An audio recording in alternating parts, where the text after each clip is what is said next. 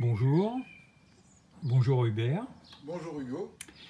Eh bien voilà, comme vous pouvez le voir, Hubert est à côté de l'enceinte Récital Audio Illumine, une autre enceinte Récital Audio dont on va faire un test HCFR. Comme vous pouvez le voir, nous sommes dans l'antre de Hubert. Hubert a sorti cette enceinte parce que c'était un petit peu difficile et on a un peu loupé la vidéo précédente du déballage, mais bon voilà, vous pouvez le voir de quoi il s'agit. Oui. Si tu me permets Hubert, je vais me rapprocher un petit peu pour qu'on puisse bien la voir et elle est vraiment superbe.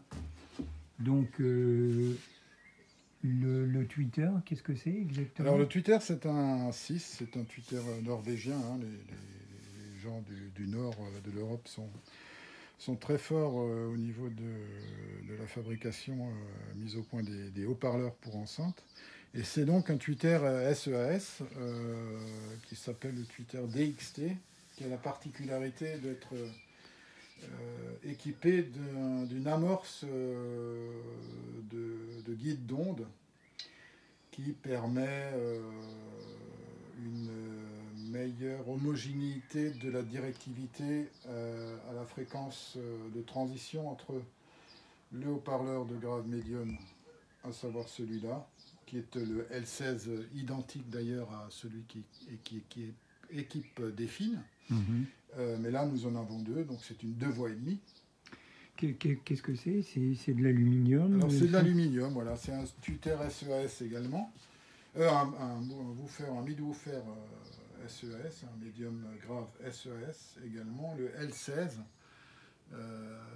8 ohms, et qui est dans cette enceinte montée en parallèle. C'est une 2 voix et demie, donc le haut-parleur du bas, qui est le même que celui-là, coupe aux environs de 600-700 Hz, et celui-là monte jusqu'à la fréquence de transition qui est d'environ 1700 Hz. Je vais me rapprocher, si tu me permets, pour qu'on puisse la voir. Alors la finition est superbe, c'est du plaquage noyé. Ce qui est vraiment superbe, c'est cette continuité du plaquage, du veinage. Même à l'arrière. Hein. Voilà, je vais regarder comme elle veille. Donc, même à l'arrière, elle se prolonge, la veinure se prolonge. Attends, tu veux me la mettre dans la lumière, s'il te plaît? Voilà. Regardez, effectivement, le veinage se poursuit vers l'arrière. Et donc, en dessous... Là, nous avons le bornier avec la petite pièce qu'il a de protection. Ouais. Donc, je m'approche. Je vais enlever la pièce de protection pour qu'on voit bien le socle. Elle pèse son petit poids. Hein. Voilà. Regardez cette superbe finition avec un bornier de toute beauté.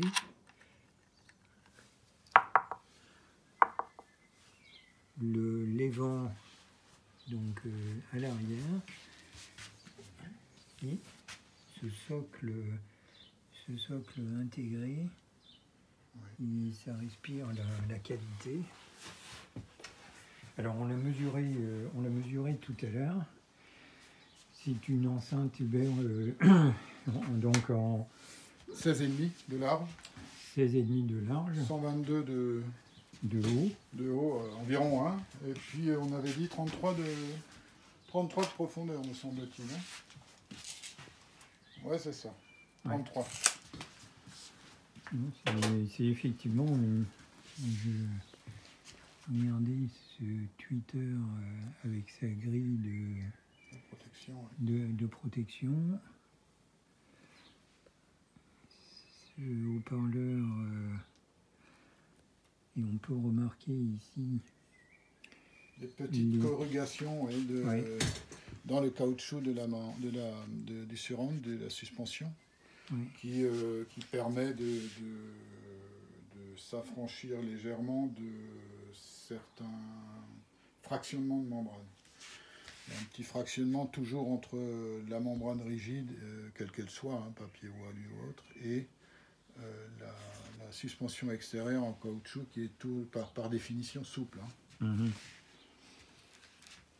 Vraiment, Par particularité de ce haut-parleur, c'est un 16 cm qui fait vraiment la liaison entre un 15 et un 18 dans le sens où il a plus une membrane émissive de 18 que de 16.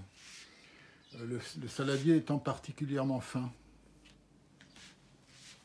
Donc ça permet d'obtenir un niveau de grave légèrement supérieur à des haut-parleurs de même taille qui auraient une surface émissive un peu plus réduite.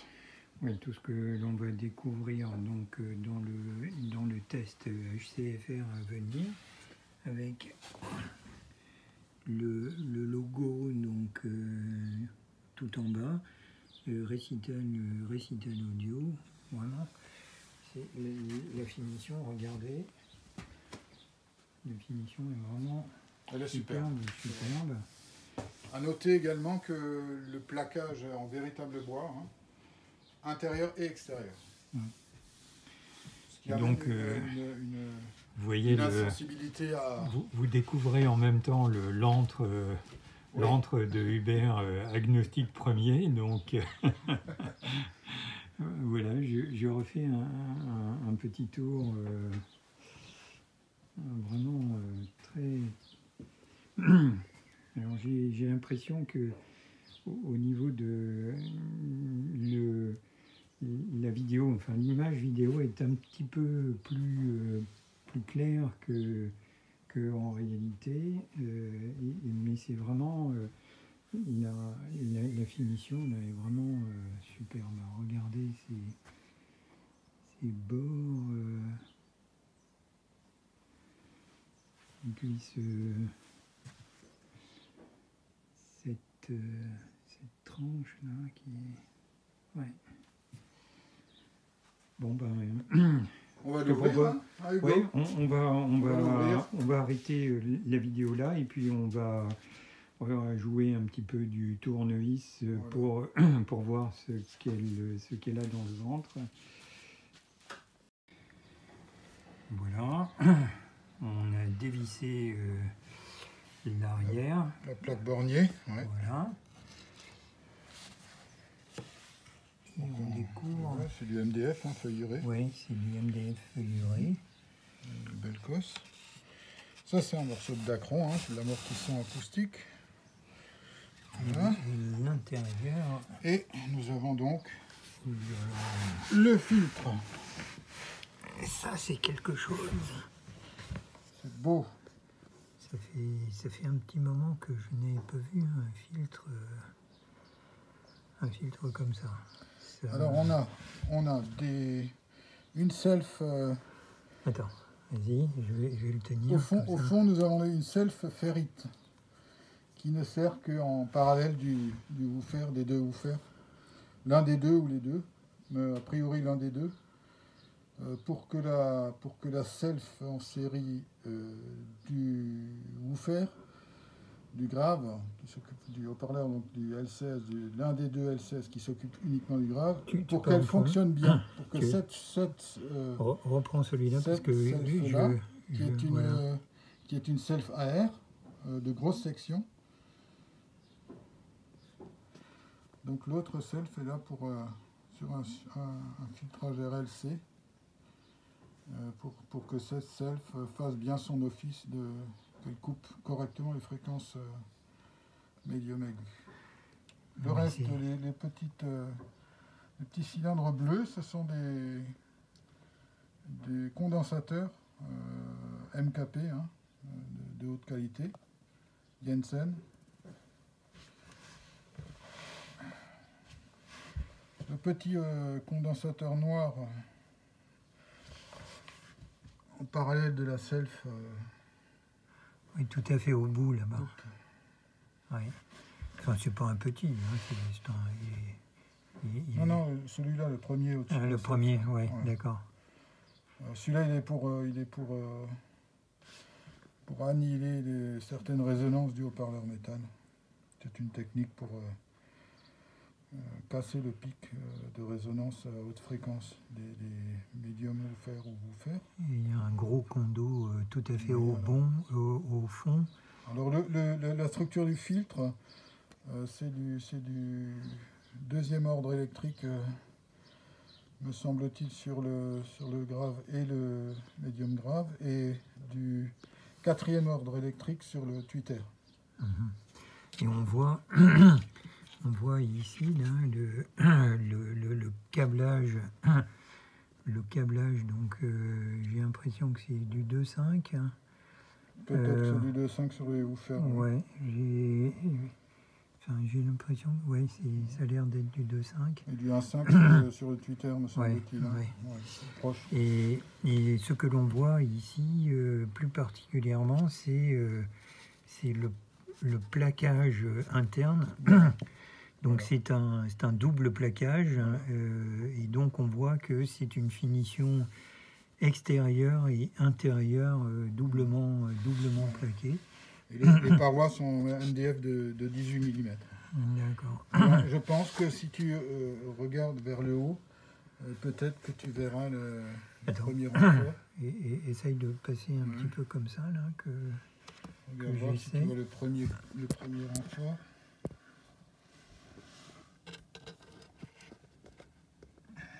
Ça me paraît un peu...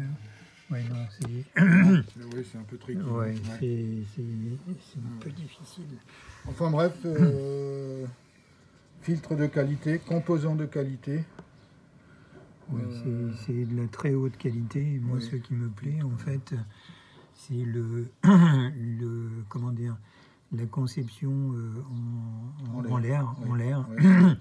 Donc, ce n'est pas un circuit imprimé, mais c'est un comment dire, les composants sont soudés. Oui, sont soudés. L'un à l'autre directement. Sont soudés en l'air directement. C'est vraiment... Ça permet une moindre résistivité de l'ensemble du signal qui arrive au haut-parleur. Et en plus, ce que l'on peut remarquer ici, en fait, c'est cette self qui est collée sur le support, de telle façon à ne pas créer de vibration. Donc tout est bien maintenu. On voit que tous les composants sont effectivement collés, fixés sur le support. Fixés avec grilles-en et colle.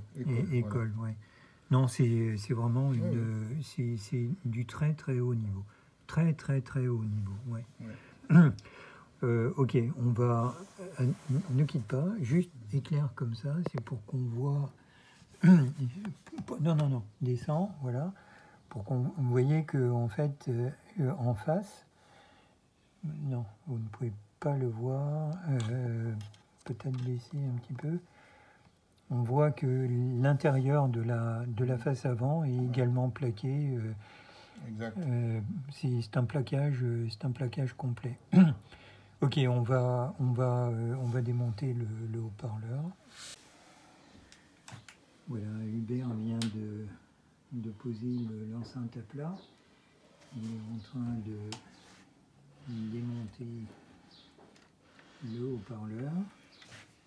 Je vais en profiter pour vous montrer l'avant. Et puis ce très gros. C'est très gros.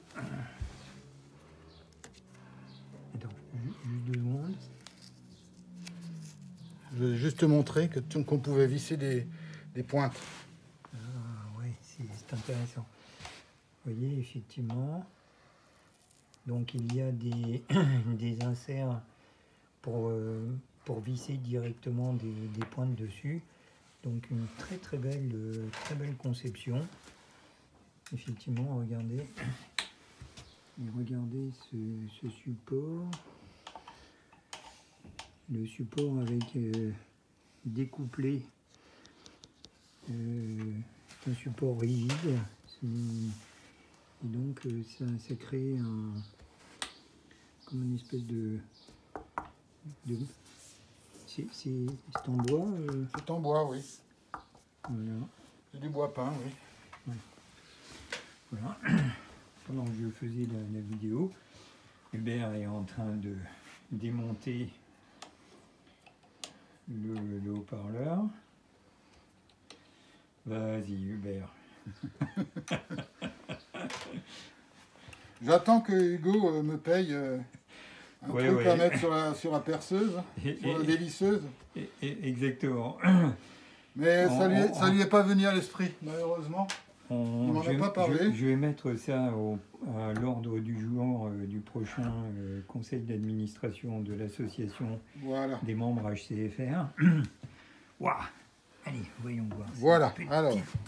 Beauté. Alors, regarde voir la taille de l'aimant par rapport au saladier et par rapport à la membrane. Il a exactement le même diamètre que la membrane, si ce n'est plus. Ouais.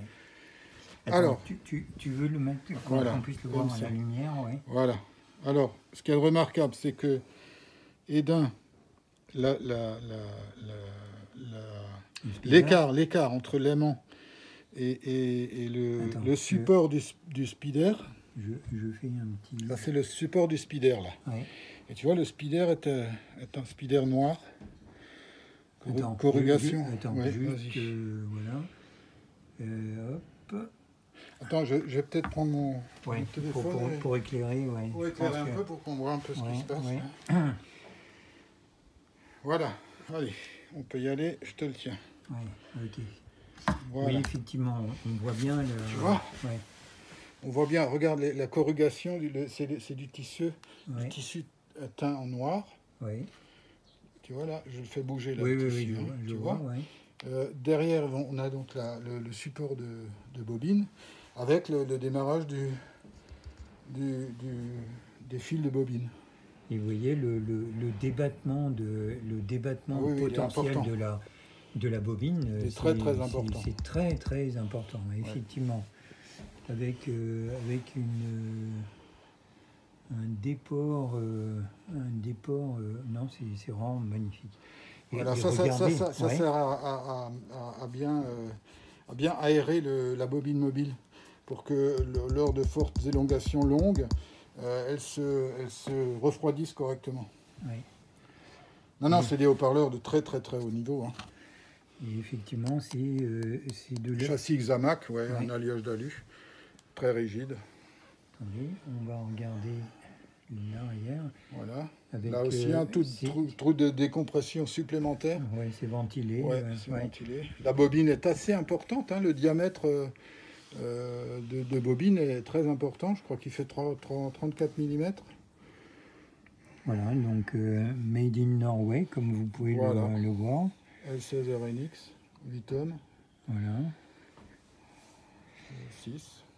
Puis on va... Et puis l'amortissant, le Dacron. Regardez le câblage dont on parlait tout à l'heure. Attends, deux secondes, je fais un petit zoom sur le... Attends. Sur le câblage en direct live. Vas-y Hubert. Le Dacron, l'amortissement. Et là, on va pouvoir voir éventuellement le renfort.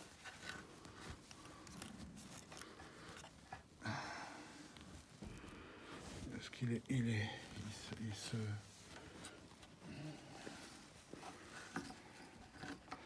Ah ouais. Il y a un fil là, j'ose pas trop. Non, ne tire pas. Mais là, tu vois le renfort. Je le vois. Là. Non, ça y est. Ça, c'est un des renforts. Il y en a 3 en tout. Deux secondes, oui, je vois le renfort. Effectivement, qui rejoint les deux parties de l'enceinte. Voilà, les trois parois. Ouais. L'arrière et les deux côtés. Ouais. Et on voit... Attends, tu veux bien éclairer un petit peu? Voilà. Et on voit le câble donc de vers le tweeter, oui, effectivement. Et c'est vraiment...